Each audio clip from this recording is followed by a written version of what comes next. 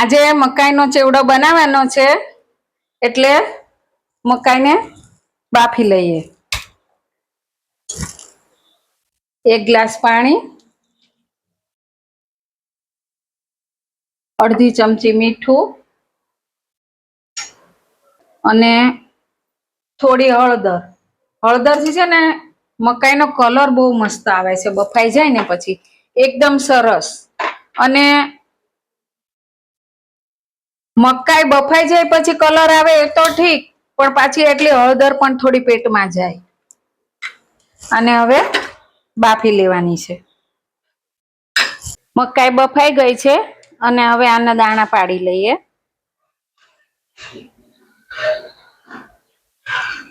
એક લાઈનમાંથી આવી રીતે પાડી દેવાના દાણા, એટલે દાણા વ્યવસ્થિત રીતે ખુલી જાય. અને છે ને આપણે દાણા વેસ્ટ ન જાય. ચપ્પુથી કાપીએ ને તો એમાં થોડું રહી જાય છે. આવી રીતે બધા દાણા પાડી લેવાના.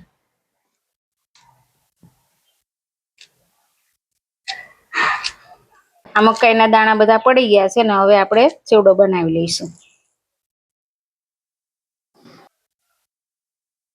એમાં થોડુંક તેલ નાખીએ, 3 ચમચી જેટલું. તેલને ગરમ થવા દઈએ. આ બધો મસાલો તૈયાર કર્યો છે. રાઈ જીરું, પછી હિંગ, હળદર, મીઠું, ખાંડ, લીંબુનો રસ, કોથમીર અને સેવ જોઈ લઈએ, ચેક કરી લઈએ. તેલ આવી ગયું છે, એમાં રાઈ જીરું,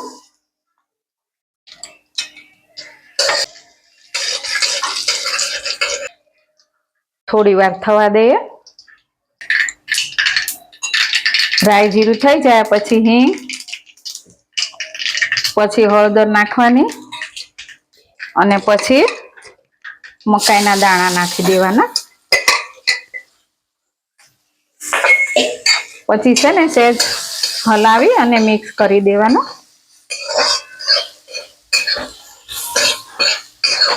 મકાઈનો ચેવડો છે ને બનાવીએ ને એમાં હિંગ તો નાખવાની જ, કેમ કે હિંગ નાખીએ ને તો પચી જાય. તો ક્યારેક અમુક વખતે છે ને વાયુ થાય ને એવું થાય ને તો હિંગ નાખીએ તો ન થાય. સ્વાદ પ્રમાણે મીઠું મિક્સ કરી લઈએ. અને આમાં છે ને મકાઈ બાફતી વખતે જ મીઠું નાખીએ એટલે છે ને ચેવડો બનાવતી વખતે સ્વાદ પ્રમાણે ઓછું નાખવાનું મીઠું. જો આ દાણા છે ને બધા ફૂલી જાય છે એકદમ. જો બહુ મસ્ત થાય છે. બાફેલી મકાઈ અને પાછો ચેવડો બનાવીએ ત્યારે સંતળાય, એટલે બહુ સરસ ચેવડો થાય છે.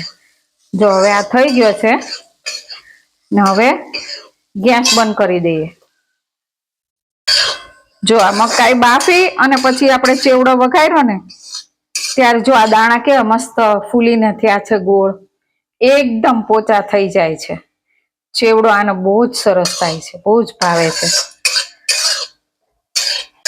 હવે ગેસ બંધ કરી દીધા પછી જેવું આપણને ગળું ભાવતું હોય એ પ્રમાણે ખાંડ નાખી દેવાની.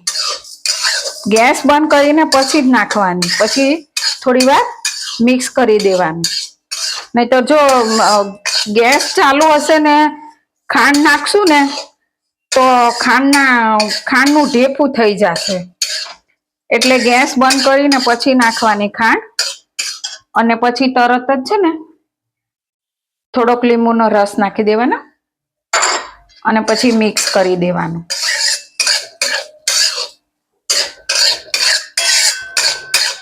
હવે આ ચેવડો થઈ ગયો છે. હવે આને ડીશમાં લઈ લઈશું.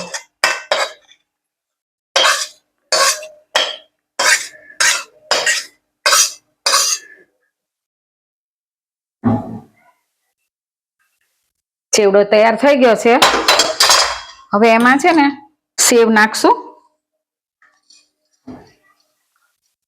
સેવ નાખી દઈશું અને પછી છે ને ઉપરથી કોથમીર નાખી દઈશું.